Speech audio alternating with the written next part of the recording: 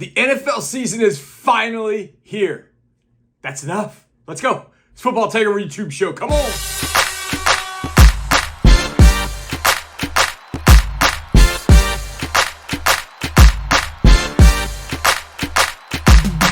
Oh, it's glorious. The football season is here. Well, real regular season football in the NFL. And welcome in Football Takeover YouTube show. I'm John Harris, owner, founder of footballtakeover.com and this YouTube page at JH Football Takeover. Appreciate everybody that has subscribed recently. Really appreciate you guys being here with me. And on this show, we just try to have some fun with football as best we possibly can. So tonight, we're going to do our little cover three here in a little bit. We are going to do a little put the film on, bro, of the Aggies aerial circus. They look good against New Mexico. Big one coming up against Miami. Check out my keys to the game at footballtakeover.com. For that game, A&M versus Miami. Got all my predictions for the week already up. So go check that out. And then we'll do a pick three. We got Chiefs-Lions. We got college games to pick. So we're going to get into all that a little bit later. But let's kick it off with our cover three topics that a lot of people are talking about around the water cooler. I mean, does anybody go around the water cooler anymore since COVID? Did they ever? Did they get a cup of coffee? Was it in the break room? Either way, these are what everybody's emailing, texting, communicating about. Let's start number three. And it's arguably the best receiver in the league, Cooper Kupp, having a hamstring issue. And nobody can find the genesis of the issue. So they sent Cooper Kupp to Minnesota to have that hamstring looked at. Now, I know a lot of you out there playing fantasy football, and a lot of you saw this news that have Cooper Kupp on your side and thought, well, maybe he could play against Seattle. Nope. Out. And probably out for a little bit. If you got to send him to a body specialist in Minnesota, more than likely, it's an issue. A bigger issue than just missing one game. So Cooper Kupp out for the Rams against the Seattle Seahawks. He is not the only one. There are plenty of players out for this weekend already. I know the Texans got to face the Ravens on Sunday. Marlon Humphrey hasn't been ruled out, but the expectation is that he will be out. Bigger one, Houston Texans offensive tackle Titus Howard put on IR today. And you talk about, that one stung. That one stung a lot. So Cooper Kupp, hamstring issue. Marlon Humphrey potentially out. Titus Howard went to IR. All right, let's get to number two. How does a team go from a 7-point underdog at home to a 3-point favorite? Well, the opponent has to lose ugly on a Thursday night, and the home team has got to win in a big way on Saturday, like Colorado did last week. Yes, Colorado has swung from a 7-point dog at home to a 3-point favorite in their opener. Tickets are going for $2,000 a pop. It's unbelievable what Deion Sanders has created at Colorado, and it will continue on Saturday. Now, got to get up early for it. I mean, if you're one of those, well, I'll get up around noon. No, you'll miss that game. That game starts at 11 Central. 10 Mountain. They're playing that game at 10 a.m. Breakfast time out in Denver. But it's must-see television. In fact, last week, LSU FSU knew was going to get the biggest rating. Second biggest rating, Colorado TCU. That big noon kickoff gets it done, but there were so many people dialed in to see Colorado fall on its face. Everybody's going to point fingers and laugh at Deion. And then when everybody saw Colorado actually really good, then they wanted to stick around to see what more they could do. 4 receivers with 100 yards or more receiving: Jimmy Horn, Xavier Weaver, Tyler Edwards, and, of course, Travis Hunter. 45-42 win over TCU. Colorado now a 3-point favorite. It swung from here to here. And I'm still going to lay the points and take Colorado. Nebraska's not fun to watch. This is what it is. In saying that, Nebraska will probably win, but I don't think so. Nebraska doesn't. Nebraska lacks the athletes that Colorado has. It's pretty much as simple as that. So lay the points, take Colorado. And finally, at number one, it's got roll, scratch, cheddar, cheese, money, whatever you want to call it. Nick Bosa just got a lot of it and put it all in his pockets. 5 years, $170 million for San Francisco's edge rusher, been holding out. 122.5 guaranteed. Nick Bosa signed the largest contract Ever. E-V-E-R, ever, for a defensive player in the NFL. Think about all the greats. All the ones in the Hall of Fame. Nick Bosa just signed the largest contract ever of all of them. Wow. Now, who will follow? Rumor has it Cincinnati's close with Joe Burrow. Is Kansas City close with Chris Jones? Don't know. Justin Jefferson apparently is sitting on some large cheddar as well up in Minnesota, but that is not done yet. So those three are not done. Rumor has it they're pretty close. Well, the 49ers aren't just close. They got there with Nick Bosa. Bosa should be available to play against the Steelers. He's always in shape. He's going to know the defense, even with a new defensive coordinator. I believe Nick Bosa will play. Holdout, well done, Nick Bosa. $34 million APY. $34 million APY. Wow. Defensive Player of the Year, deserved it. Micah Parsons was asked about it today, and he said, nah, man, I'm happy for him. I'm happy for him. Meanwhile, the numbers they're calculating and ruminating in his head going, man, if Bosa got this, what am I going to get? Yeah, no doubt. No, hey, Micah, go play running back with Tony Pollard and go both ways like Travis Hunter, then see what you get paid. Do Shohei Ohtani there in Dallas and see what you get paid.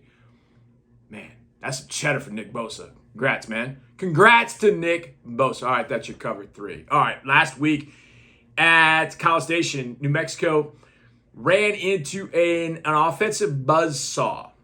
Connor Weigman, Bobby Petrino, they got it done.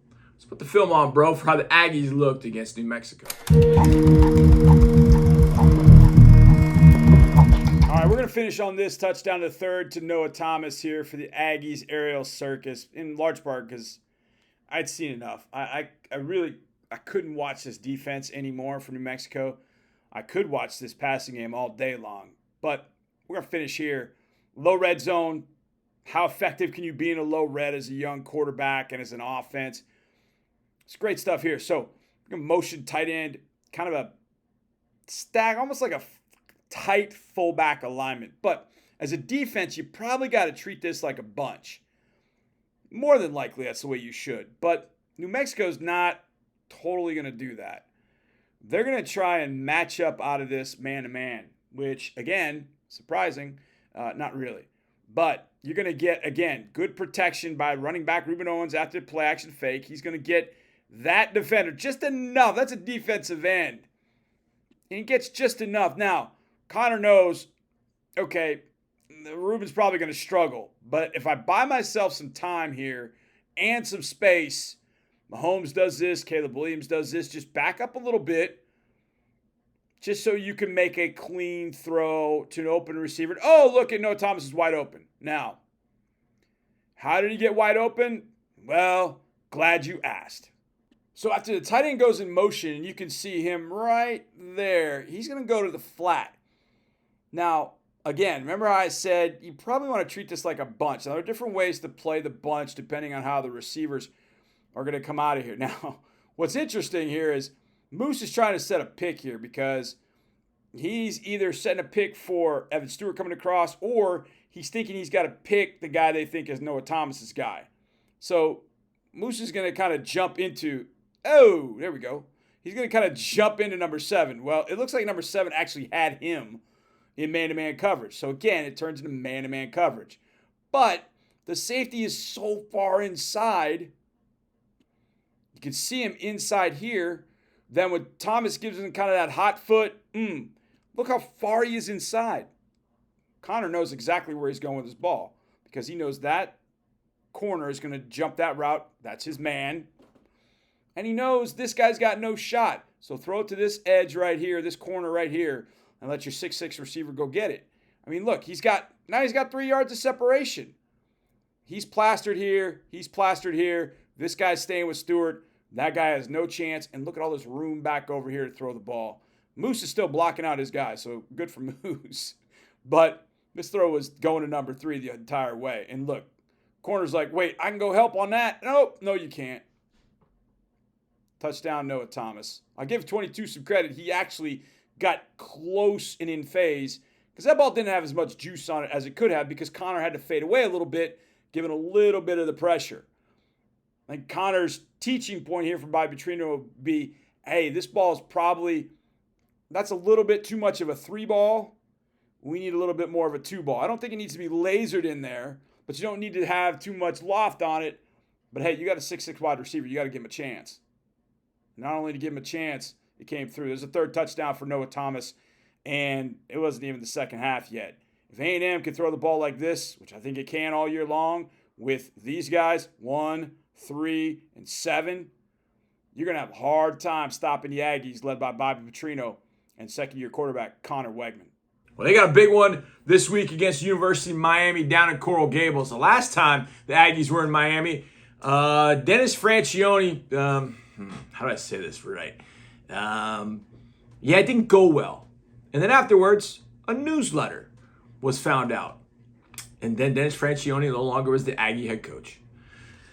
Yikes. Well, here's hoping for a better outcome for the Aggies on Saturday in Miami. All right, let's get to our pick 3. I'm going to pick 3 games that are happening Thursday, Friday, maybe even early Saturday. And let's start number 1. I actually gave you one already. So you know what? We're going to count this. We're going to count this one. Colorado lay the 3 at Folsom Field against Nebraska. This is a rivalry I wish had never gone away. Back in the late 80s, Sal Inessi in 89 had passed away. Nebraska, Colorado played some just incredible football games, 88, 90, 88, 89, 90. Through that time frame, Eric Bieniemy with Colorado, the option, and Tom Osborne with Nebraska. This one ain't going to quite be like that, that's for sure. I'm going to go with Colorado, lay the points. Over-under is 59.5. I kind of feel like Colorado's going to go over that, but Nebraska can do a little bit defensively. A little bit. Not much, but a little bit. Maybe the under's the play here, but I'm going to go with Colorado, lay the points. All right, number 2, Chiefs-Lions. Finally, we get to some NFL. Yes, Thursday night in Kansas City. I've been at this game before. Back in 2020, the COVID year. It was weird. Very, very weird. One day I'll tell the stories of, well, maybe I'll tell the stories of how things went. It was as miserable a night as could possibly be. David Johnson ran one in for the Texans from about 11 yards out. Took a 7-0 lead and thought, hey, here we go. Nope, not going to happen. Mahomes went to work, and we were Gonzo City in that game. So I played in this game before, been in this building before for this Thursday night opener. Now Detroit's going to be walking into a Lions den. And you always wonder, team that won a championship, did they take the foot off the gas even just a little bit? And that could happen with the Chiefs. The Chiefs have been banged up, but it does sound like L'Jarius Sneed and Kadarius Toney are going to play. But, and everybody's got a big but. Travis Kelce, questionable. My gut tells me it's a no. But then again, I'm not a doctor. I'm just going on what I've read about what happened to him at practice, a hyperextension. Apparently, no ligaments have been torn. How is Mahomes without Kelce? Now, we have seen Kelce without Mahomes. We saw that last year in the playoff game against the Jaguars. Mahomes with Kelce, nasty. Mahomes on his own, that will be interesting. How much 11 personnel do they run? How much 10 personnel do they run? And then you got the Lions on the other side. Breaking in new running back, Jahmyr Gibbs. They bring back an offense that is pretty potent. They're an underdog by 6.5 points. I think Kansas City's going to get them. I feel 31-24. I feel like the Lions are taking care of business later. This will be the Chiefs taking care of business in this one. The Chiefs will go to 1-0. Lions fall to 0-1. They'll look good. Offensively, they'll make some plays. They're not quite there defensively, even though they added Jack Campbell to Aiden Hutchinson. Patrick will find ways to pick them apart in the second half. Let's go 31-24. Chiefs with the win. Lay the 6.5. And the Chiefs get a win and a cover at home. And on Friday night, my man Andre Ware's going to be calling a game. You got Illinois going to Kansas. Illinois needed a last-second field goal to beat Toledo. Kansas played God knows who in the first game. I mean, Jalen Daniels didn't even suit up. But he's suiting up in this game. And that gives me a thought that Kansas will win this one going away. Maybe not going away. They're favored by 3. But they're going to win this game by more than 3. I got Kansas to win this game for the sole reason because Jalen Daniels is back. Jalen Daniels changes everything for for the Kansas Jayhawks. In games Daniels is in, I will take the Jayhawks all day, every day. The way he maneuvers through that offense, he plays it like an orchestra. Jalen Daniels is the way to go. Illinois, Kansas, yeah, I'm going home with Colorado. Lay the points. Chiefs, lay the points. Kansas, lay the points. Wow, I'm going 3 home faves with the pick 3. But that's the way I'm rolling this weekend. Maybe not next weekend, but this weekend. All right, we'll be back tomorrow. We'll look at games on Saturday. We'll preview the big ones in Texas A&M and Miami, Texas and Alabama. You can read my keys to the game at footballtakeover.com. Go sign up, go subscribe, check out the rest of everything that's there on my YouTube page. I appreciate you guys. I'll be breaking more stuff down as games happen. Great Aggie breakdown. There are a lot of Aggies like that one. I got a Colorado one that's tremendous. It's about 30 minutes, and it's just, if you like football, then it is for you. And if that's the case, then I am for you. And I appreciate you being here. I'm John Harris, Football Takeover, YouTube show. Thank you. We'll see you next time.